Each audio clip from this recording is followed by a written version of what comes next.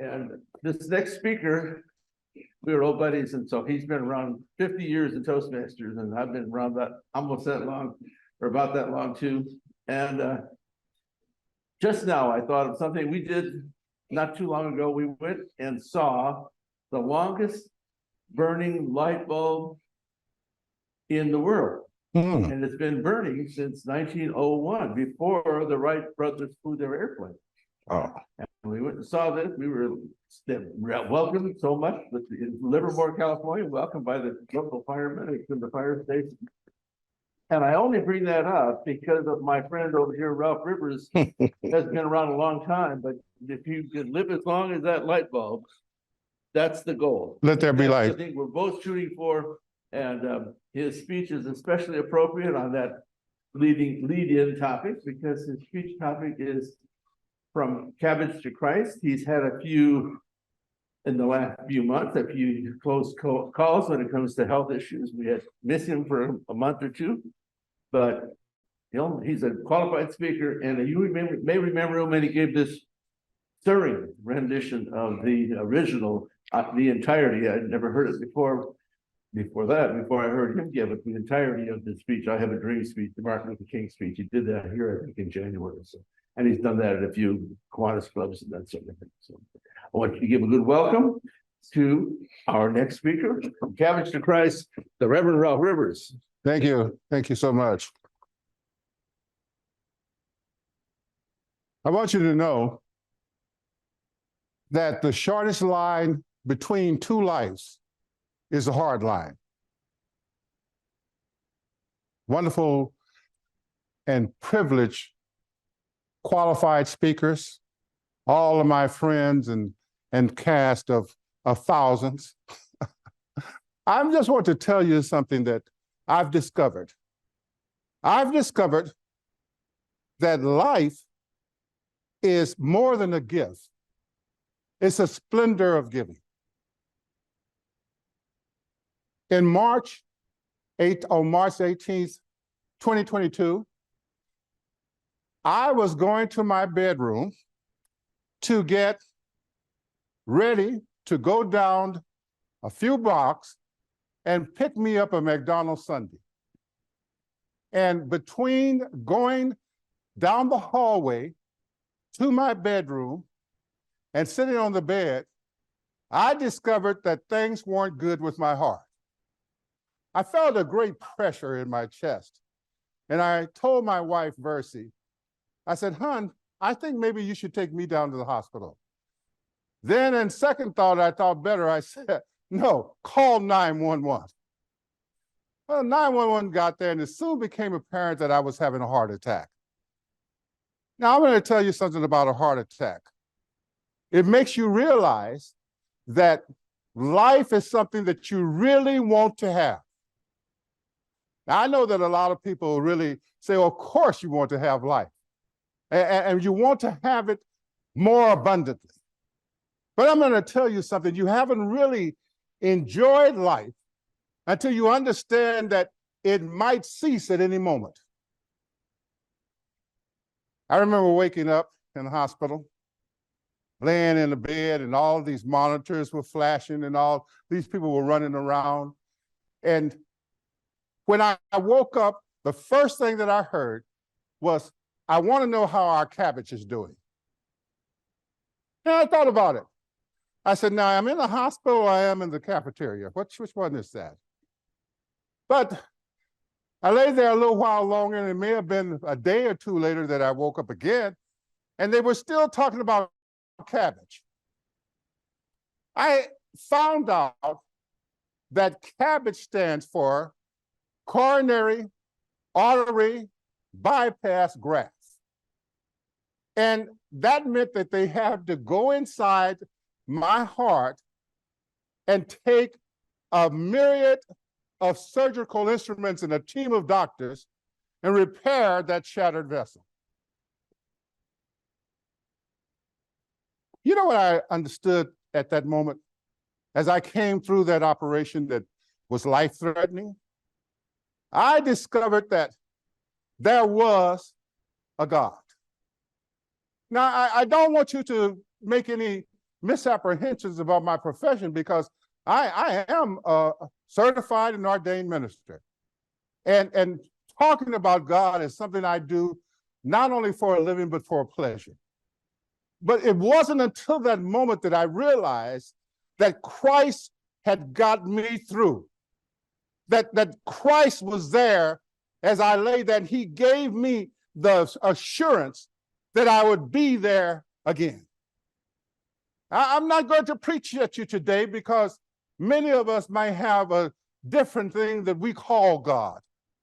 But we all know, without a shadow or beginning of a doubt, that there is a God.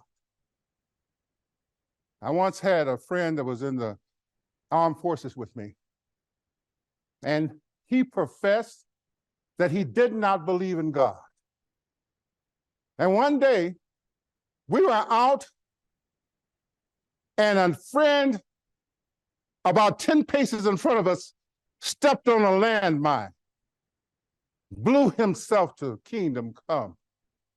And the first thing out of that atheist's mouth was, "Oh God!"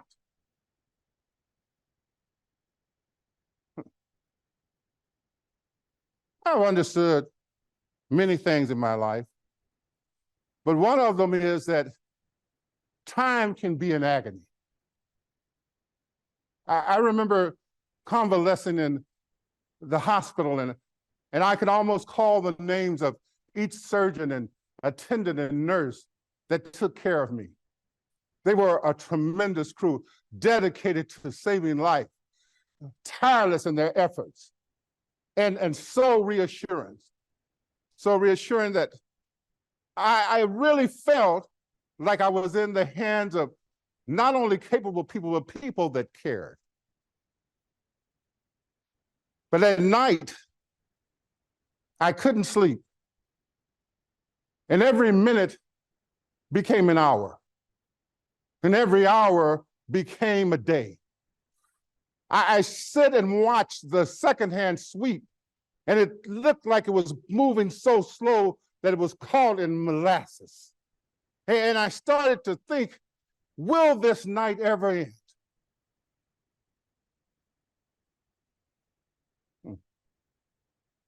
Then I got another notion. So what if the night does end? And I'm not with it. You know, I thought about many things, and you would think that knowing that Christ was with me, that I would think about wonderful, happy things. But when you're stretched out on that lifeline and it's becoming thin, you start to wonder, is it even worth living? And I thought of this little poem. Razors pain you, rivers are damp, acid stain you and drugs cause cramps. Guns aren't lawful and nooses give. Gas smells awful, you might as well live. And from that moment, I started to live. I started to realize the great opportunity that I had been given, an opportunity that was met with understanding that it was not given to everyone. There are little children that did not make the night through in that hospital. There were parents that came with hope to see them through, and they didn't make the dawn. So who am I to give up on life when Christ has assured me that he had something else for me to do? So I worked and I sweat, and I started thinking that I'm going to do something with this opportunity that he had given me. I remember a poem called Invictus that says, out of the night that covers me, black as the pit from pole to pole, I thank whatever gods may be for my unconquerable soul. I started to realize that it was the soul of life and God's power to enliven that soul that had brought me that far and was going to take me farther. Oh, I got out of the hospital and I'd take a took a renewed interest in exercise. And boy, did I exercise. I made sure that 30 hours a day, 5 days a week, 150 hours in the week that I was exercising. And man, I felt good until March the 19th, 2023. And I was exercising, I felt something tear in my left arm. And I thought, that can't be good. And I asked once again to be taken to the hospital to find out that I had torn my coronary artery. I had torn that artery that connects the heart to life. It was remarkable that they could even repair it. So, I want to let you guys know something. Life is worth living.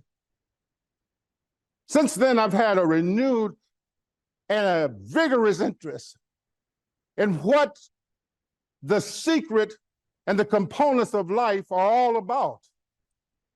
And I found out that, first of all, I was energized by the friends that I didn't know loved me. You heard Tom mention that we've had many years together. Tom and I once ran for the Riverside Community College Board of Trustees. And I actually beat him, but I didn't beat Mark Tucano. And when we started to gather our thoughts together, it wasn't for long before I found out that Tom was one of my greatest friends. Tom and Randy Powell and so many others. The problem about naming names is you're going to forget someone if you keep on. So I don't want to forget anybody. I will say that everyone that I knew in Toastmasters either called me up, tried to pay a visit, or send me a card. And that connection to friends made me realize how important it was that I stay here. Because apparently if I left, I'd be missed. Now I want to tell you something else before I go too far. They say that every man has another half. And my other half is named Versie. I'm going to spell it out for you because I want you to remember her name. Versie. We've been married now 56 years. And I tell you, that lady is more than a saint. She is an affirmation of womanhood. She is the joy in my life. Her love has kept me warm when I got cold. She's fed me when I couldn't lift my hand. I could tell you a lot of other things she did, but I don't want to embarrass myself. All I can tell you is that without her, I would be half of who I am now. So, driving through life, there's a great engine that pulls us ahead.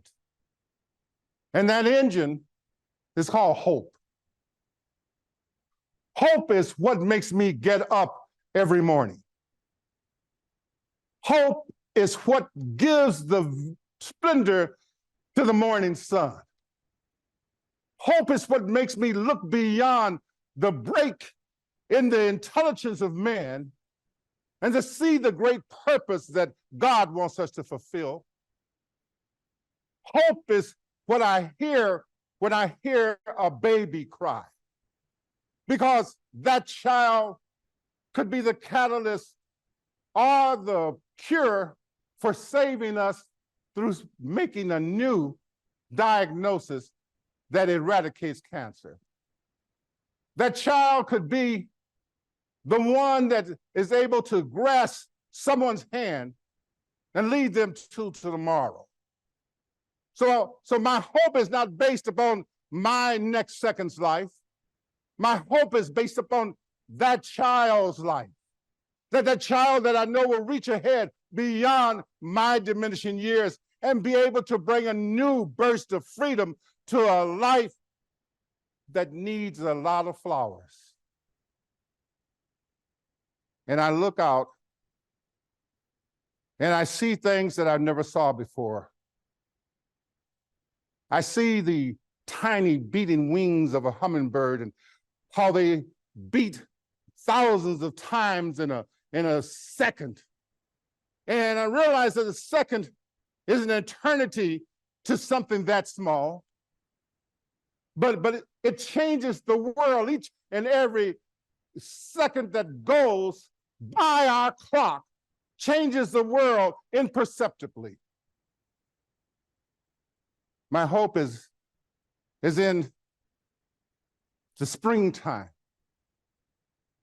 and the flowers that grow. My hope is in the laughter and the smile of those that care enough to keep on going. My hope is looking beyond war and understanding that there can be a great burst of peace within this world, that one day will eradicate all of the mumbling and grumbling and sniping and biting that seems to be in vogue in certain places.